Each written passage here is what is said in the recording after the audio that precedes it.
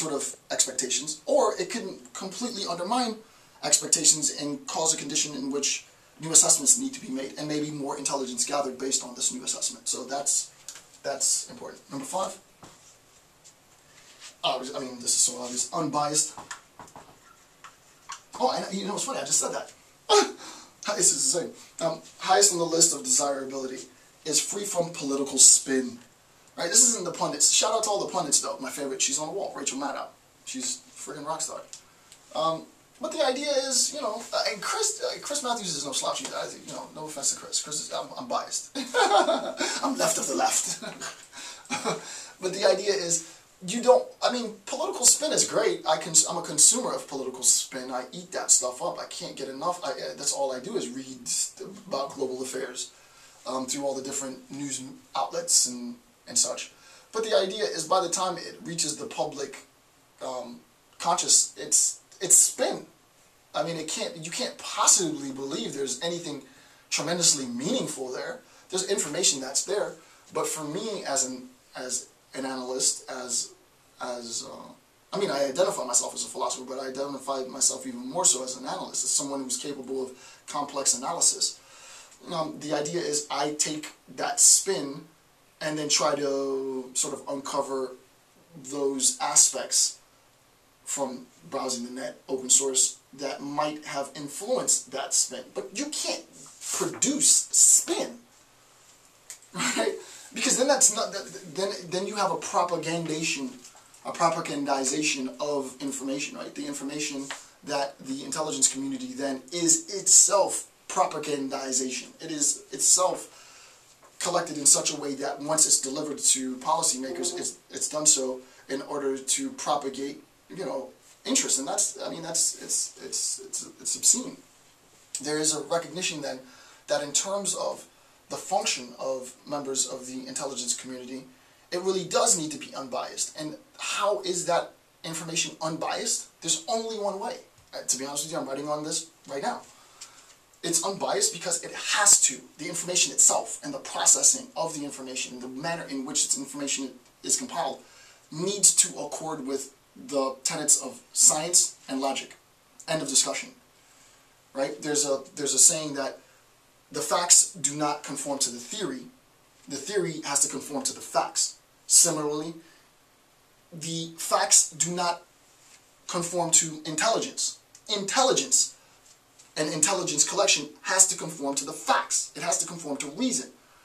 If what you're arguing for, if what you're trying to defend isn't supported by scientific facts, if it's not supported by empirical observable data, if it's not justified by, I erased it, but if it's not justified by sort of the logical relationship and the logical contextualized significance of relationships that can be defended logically, then it's spin.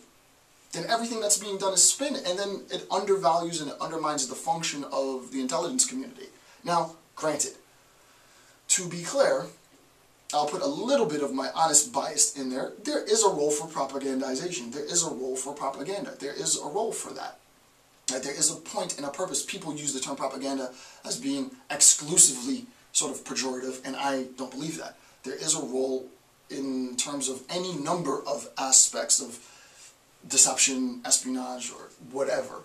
That propaganda becomes a function of any state and all states. But if it is the sole reason for the intelligence community is to create information to further propagandize, then you're living in a fascist regime. Right? And you don't want to be there because it's not a nice place to be. Number 6. Finally, then it has to be actionable. I do like this one, right? Actionable. Me, I prefer the word operationalizable because it's just more. It speaks more to sort of what's at stake. It is the ability to operationalize. It is the ability to put into motion all of this. This is what I do for a living. Take all the freaking abstract theory and then not produce something that's all about theory. Take all that abstract theory and then produce something that is about getting stuff done. Here is how you put this thing into place, right? It has to be actionable and provides as best as possible answers to when, where, and how. So, for me, and I'm going to stop at this point because I'm approaching the 2-hour mark, But for me, in terms of the functioning of the intelligence community, we recognize at the completion of the section that, or not the completion of the section, but at the completion of this point of the analysis, that the intelligence cycle is itself, in the parts of the intelligence cycle, from the planning and processing phase all the way to the dissemination of information phase. That whole bit is itself a condition in which we need to assess the relevance and such. The relevance, the timeliness, the accuracy, the completeness, the unbiased nature, and the operationalizability of the intelligence that's given.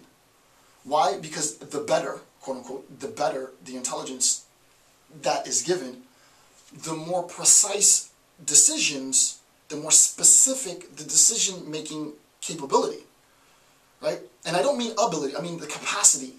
You give policymakers, theoretically, a more surgical view of the world. I can make more precise decisions, the more sensitive. And I hope later, I need to put this down. I don't know if I talk about sensitivity of information, but I need to make a note to myself to incorporate that into my lecture series. But the idea is I can make more nuanced decisions. I can make more systemically refined decisions, not do we go to war, do we not go to war, sort of grand scale, broad scale decisions. More so than decisions that affect specific or influence, probably more importantly in the intelligence community, influence specific context relationships, right? This is the genius of, and you know, so people, many people are so willing to sort of discredit and sort of overlook the brilliance of U.S. relationships in the Cold War. But I mean, you talk about, I mean, that's a candy freaking trove of goodies for any analyst, especially young analysts like myself. It's like, no, that's where I want to go. I want to study that era. Why? Because it was all about influence. It was all about influence and deception, and it resulted in systemic global change. And it did so without really any violence. That's amazing. That's amazing. It's a very unique period in American history, but it's a very unique period in sort of world history. It was really the role of intelligence gathering and collection in an ability to influence very, very minute context-specific relationships and have those very specific context-specific relationships influence a broader global strategy. Freaking amazing. It's amazing. And the fact that it worked makes it even more amazing, which is why I'm doing this, right? I'm doing this because it's amazing and it interests me. So that's the end of this section. I'll pick up in the next section right beneath, which is intelligence as a set of missions. So I'll talk about that in the next bit. I don't have clearly defined points of demarcation in the series, so just follow along, you'll be fine. I'll make notes, I'll follow along, I'll be fine. I'll see you for another 2-hour installment in a little bit. With that, I want to thank you for, I'm Dr. Jason J. Campbell, and I want to thank you for taking the time to watch my videos. Have a good day.